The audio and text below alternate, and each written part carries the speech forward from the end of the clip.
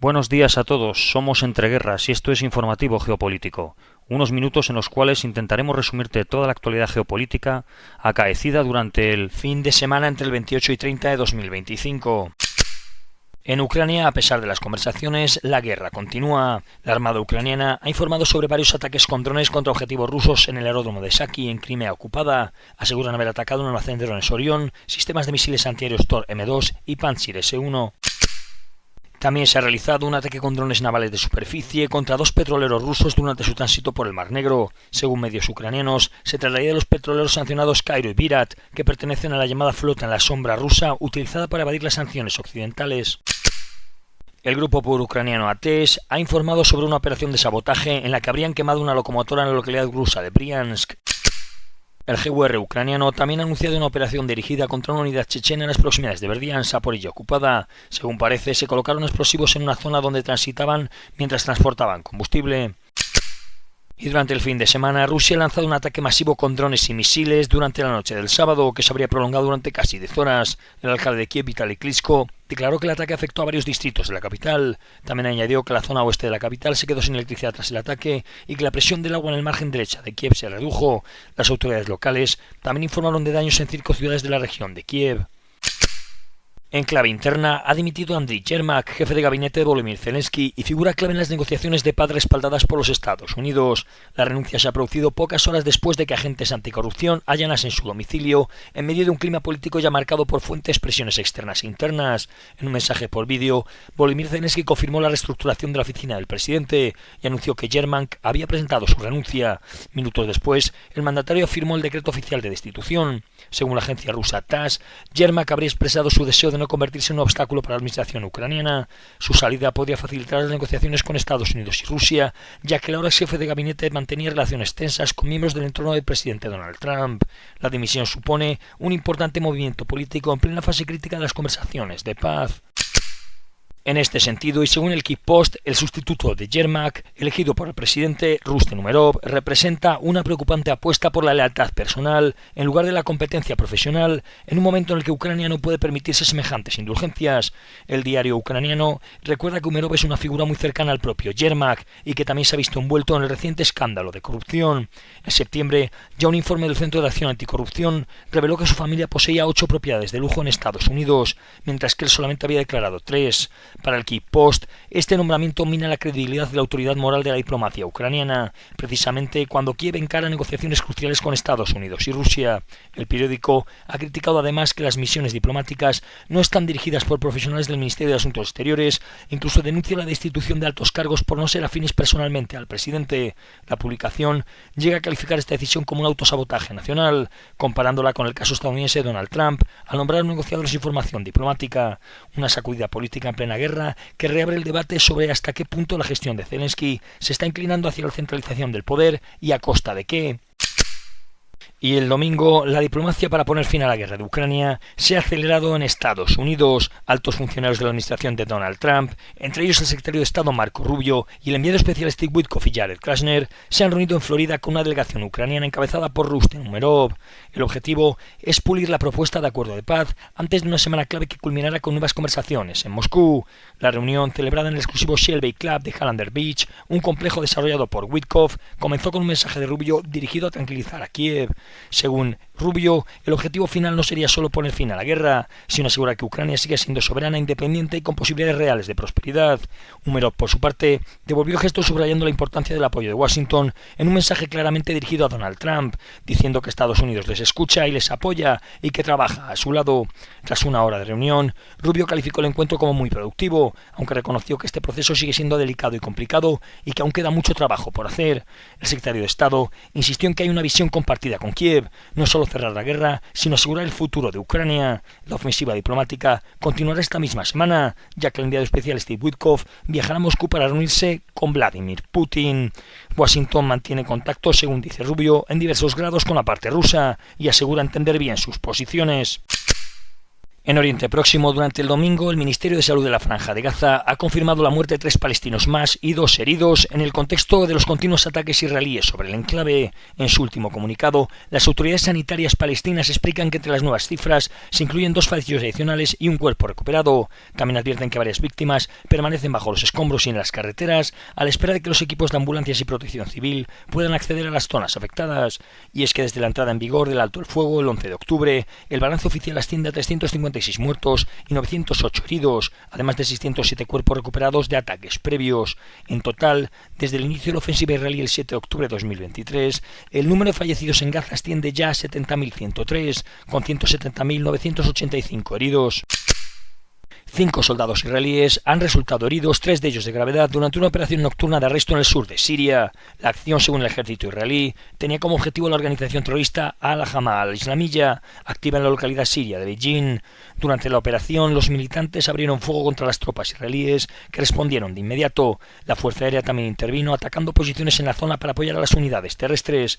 El ejército asegura que todos los sospechosos buscados fueron detenidos y que varios hombres armados fueron abatidos. Entre los arrestados, 3 presuntos terroristas fueron interrogados en el lugar de los hechos. En el lado israelí resultaron heridos 2 oficiales y un reservista en estado grave, además de otro soldado con heridas moderadas y 2 más con heridas leves. Tras este ataque, las fuerzas de defensa de Israel consideran cambiar sus tácticas contra el régimen de Al-Golani si se confirma que algún miembro estuvo implicado en el incidente. El posible giro sería significativo: menos operaciones de arresto sobre el terreno y más ataques selectivos desde el aire. Un diario iraquí, citando fuentes iraníes y regionales, ha advertido de una amenaza inminente de que podría producirse un nuevo ataque de Israel contra Irán antes de que termine el año. Las señales, según el medio, son claras: un notable aumento en el apoyo militar estadounidense a Israel, acompañado de la entrega urgente de armamento avanzado, munición penetrante y sistemas antiaéreos, dentro de un contrato de más de 10.000 millones de dólares. Las fuentes aseguran que estos refuerzos no solo son defensivos, sino parte de una preparación práctica para una segunda fase de ataques que podría ser tanto limitados como de gran escala. Además, señalan que altos cargos estadounidenses, incluido el secretario de Guerra Pete Hegseth, habrían advertido directamente a grupos iraquíes sobre una reacción sin precedentes si responden ante un posible ataque a Irán. El riesgo, según este análisis, es que la próxima guerra sea más amplia y compleja, extendiéndose más allá de Israel e Irán, involucrando a actores como Irak, Líbano o el Golfo Pérsico. En este escenario, la región entera podría verse sumida en una escalada de violencia con consecuencias imprevisibles. En Europa, el submarino español S-82 Narciso Monturiol avanza con éxito en sus pruebas de puerto y mar, según informa el Ministerio de Defensa. Recientemente, su hermano, el S-81 Isaac Peral, ha vuelto a Cartagena tras participar en la operación Sea Guardian de la OTAN en el Mediterráneo. Durante su despliegue, que ha durado 46 días, el submarino ha estado 840 horas bajo el agua y ha recorrido 5.050 millas náuticas. También en España, el último barómetro del Centro de Investigaciones Sociológicas ha confirmado un profundo cambio en el clima emocional de los españoles. Según el CIS, 2 de cada 3 ciudadanos han pensado alguna vez que España podría verse envuelta en una guerra en los próximos años. Entre quienes consideran posible este escenario, Rusia aparece como la amenaza más probable, mencionada por el 57%, seguida de Marruecos con un 42% y, sorprendentemente, también con Estados Unidos, citado por un 30,4%. El estudio muestra que el miedo a la guerra se ha convertido en el temor dominante entre quienes reconocen vivir con inquietud habitual. Un 76,8% lo identifica como su principal preocupación. En Noruega, la oposición advierte de que el apoyo a Ucrania se mantendrá en niveles elevados más allá del próximo año, ante la escasa probabilidad de una paz cercana. Ine Eriksen Søreide, presidenta de la Comisión de Asuntos Exteriores y Defensa del Parlamento noruego y futura líder del Partido Conservador, ha asegurado que el respaldo noruego debe considerarse duradero, ya que no existen señales de que la situación permita reducirlo a corto plazo. Noruega se sitúa entre los 5 mayores donantes a Ucrania en proporción a su PIB, según el Instituto Kiel, y ha registrado ingresos extraordinarios por el aumento de las exportaciones de gas y petróleo tras las sanciones contra Rusia. Víctor Orbán ha viajado a Rusia, donde ha sido recibido por el presidente Vladimir Putin, quien elogió por su postura equilibrada respecto a la guerra en Ucrania. La reunión duró más de 3 horas y se centró en la cooperación energética y en las iniciativas diplomáticas para un posible acuerdo de paz. Orbán reiteró que Hungría está dispuesta a acoger conversaciones de paz, incluso después de la cancelación de la prevista cumbre de Budapest entre Putin y Donald Trump. El primer ministro húngaro defendió que Rusia debe conservar los territorios que se acuerden en una eventual conferencia internacional, mientras que el resto del país se transformaría en un estado tapón desmilitarizado, situado entre Rusia y la frontera oriental de la OTAN. Además, Orbán ha sostenido que el tamaño y equipamiento de las futuras fuerzas armadas ucranianas debería ser decidido en un acuerdo conjunto entre la OTAN y Moscú. En Bruselas crece la tensión dentro de la propia Unión Europea por el polémico plan de préstamos ligado a las reparaciones para Ucrania. El detonante ha sido una dura carta casi incendiaria enviada por el primer ministro belga Bart De Wever a la presidenta de la Comisión Europea, Ursula von der Leyen. En ese texto, De Wever carga contra el plan, al que ha calificado de fundamentalmente erróneo, jurídicamente arriesgado y financieramente temerario, y lanza una pregunta directa: ¿por qué se aventura la Unión Europea en aguas legales inexploradas si puede evitarse? El primer ministro también advierte que Bélgica no asumirá sola ningún riesgo derivado del uso de los activos rusos congelados para financiar créditos a Ucrania. Además, ha subido el tono y ha exigido garantías jurídicamente vinculantes, incondicionales e irrevocables para cubrir los 185.000 millones de euros afectados, incluyendo costes de arbitraje, intereses y hasta posibles penalizaciones si Rusia recupera en el futuro el acceso a estos fondos. El dirigente belga también alerta sobre represalias del Kremlin contra las inversiones en Euroclear en países considerados favorables a Moscú, y asegura que estos riesgos no son hipotéticos, sino reales y probables. Pero quizá lo más explosivo llega al final de la carta, donde De Wever sostiene que avanzar en este mecanismo podría impedir un acuerdo de paz, porque presupone que Rusia será la parte perdedora, y advierte que eso es muy poco probable. Si Moscú no pierde formalmente la guerra, dice Wever, tendrá derecho a reclamar sus activos congelados, y llegado a ese escenario, el plan de reparaciones se vendría abajo, dejando a los contribuyentes europeos con la factura en la mano. En Estados Unidos, el presidente Donald Trump ha anunciado el viernes que indultará al exmandatario hondureño Juan Orlando Hernández, condenado en 2024 en Estados Unidos por 3 cargos de narcotráfico y tráfico de armas, incluyendo haber recibido dinero del capo mexicano Joaquín El Chapo Guzmán. En un nuevo episodio que busca elevar la tensión en Venezuela, a través de un mensaje en su red social Truth, Donald Trump ha escrito que el espacio aéreo sobre Venezuela y sus alrededores permanecerá cerrado en su totalidad, aunque se pudo comprobar posteriormente cómo los vuelos comerciales seguían llegando con cierta normalidad.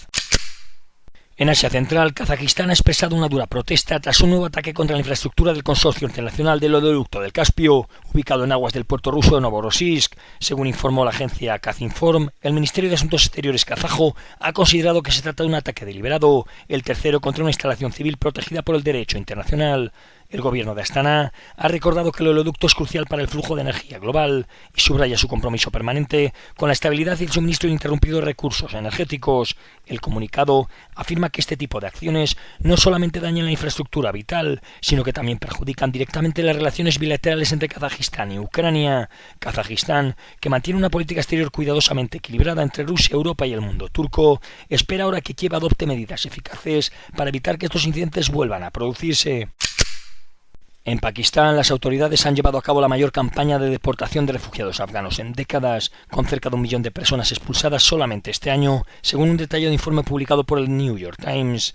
La medida supone un giro radical de política impulsado por la escalada del enfrentamiento militar con el país vecino, la disolución política con Kabul y una crisis económica cada vez más profunda. Islamabad acusa al gobierno talibán de proteger y financiar al talibán pakistaní y ha llegado a calificar a toda la comunidad afgana como una amenaza para la seguridad nacional.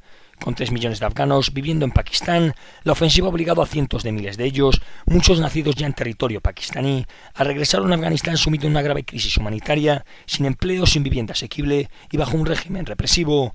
La presión se ejerce en todos los niveles: propietarios obligados a desalojar, campañas oficiales para denunciar a familias afganas y un número de arrestos multiplicado por 12 respecto al año pasado. La ola de deportaciones no se ha limitado solamente a Pakistán. Irán ya ha expulsado este año a más de 1,5 millones de afganos, mientras varios países occidentales endurecen también sus políticas migratorias contra esta nacionalidad.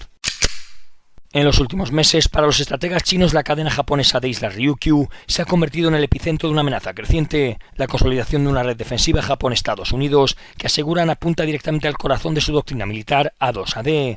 Para entenderlo, hay que partir de un principio básico de la doctrina militar china: el control del perímetro marítimo inmediato. La A2AD persigue impedir que fuerzas militares estadounidenses y aliadas puedan operar libremente en el entorno de China, especialmente en un conflicto relacionado con Taiwán. Es una estrategia defensiva en su planteamiento, pero expansiva en sus requerimientos, ya que precisa de espacio, profundidad estratégica y que el adversario no puede establecer bases avanzadas demasiado cerca de territorio chino. Y aquí es donde las Ryukyu entran en la ecuación como un auténtico problema para Pekín. Y es que desde 2021, informes en Japón han revelado que Tokio y Washington estaban preparando planes conjuntos conjuntos para una crisis en el estrecho de Taiwán, incluyendo bases ofensivas temporales distribuidas en estas islas. En los últimos años, los ejercicios Resolute Dragon y Iron Fist han estado ensayando bloqueos marítimos, operaciones de negación de área y despliegues de misiles desde posiciones insulares de esta cadena. Para Pekín, no son maniobras inocuas, sino la señal de que Estados Unidos busca una versión invertida de su propia A2AD, impedir que China cruce la llamada primera cadena de islas. Los analistas militares chinos señalan que Japón está instalando en las islas Amami, Miyako, Ishigari y ahora Yonaguni un entramado de misiles antibuque, baterías tierra-aire y capacidades avanzadas de guerra electrónica. En paralelo, la presencia estadounidense en Okinawa se ha reforzado con un regimiento de combate litoral capaz de lanzar ataques de precisión desde posiciones dispersas. En Pekín, esto se interpreta como algo más que disuasión. Lo consideran un prebloqueo estratégico, un intento de crear un cordón sanitario militar que limite la salida de la Armada China hacia el Pacífico abierto. En los estudios del ejército chino, los think tanks habrían hablando abiertamente de una pinza operacional. Por un lado, misiles de crucero y sensores, así como drones estadounidenses, están desplegados por la región. Por otro, la capacidad japonesa para operar desde islas pequeñas pero altamente fortificadas lo convierte a la Ryukyu en una plataforma de vigilancia y de fuego con alcance directo sobre las rutas que China necesitaría usar en un conflicto por Taiwán. Para la doctrina A2A de China, este despliegue es inquietante por dos motivos. Primero, elimina el colchón estratégico, ya que las posiciones aliadas están tan cerca que reducen drásticamente el tiempo de reacción de China y complican el uso de su burbuja defensiva en torno a la costa. En segundo lugar, introduce un riesgo de cierre operativo, ya que si Estados Unidos logra convertir las Ryukyu en una línea de fuego continua, la marina china podría quedar contenida en su propio litoral, sin libertad para proyectar fuerza al exterior. En consecuencia, la prensa oficial china insiste, Japón está rompiendo gradualmente con su identidad pacifista, mientras Washington militariza una frontera histórica de equilibrio asiático. Y de fondo, se escucha el temor a un escenario que Pekín siempre ha querido evitar, que la primera cadena de islas se convierta en una muralla hostil. Para China, lo que ocurre es que la Ryukyu no es un simple ajuste defensivo japonés, sino la creación de una arquitectura militar que amenaza su capacidad de maniobra y su estrategia central de disuasión, una amenaza directa, dicen, a su margen de acción en cualquier crisis en el estrecho de Taiwán. En África, los presidentes de la República Democrática del Congo y Ruanda han anunciado su viaje a Washington la próxima semana para firmar un acuerdo de paz y reunirse con Estados Unidos. El presidente Donald Trump, dijeron tres fuentes a Reuters, mientras Estados Unidos intenta negociar la paz en el este del Congo afectado por la guerra y atraer inversiones mineras occidentales en la región. El acuerdo se espera que incluya el desarme de las FDLR y la retirada del M23 del territorio que controla Kivu Norte y Kivu del Sur. La Unión Africana ha reaccionado con firmeza al golpe militar en Guinea-Bissau. El Consejo de Paz y Seguridad del organismo ha anunciado la suspensión inmediata del país en todas sus actividades e instituciones tras el derrocamiento del presidente Umaru Sissoco Embalo.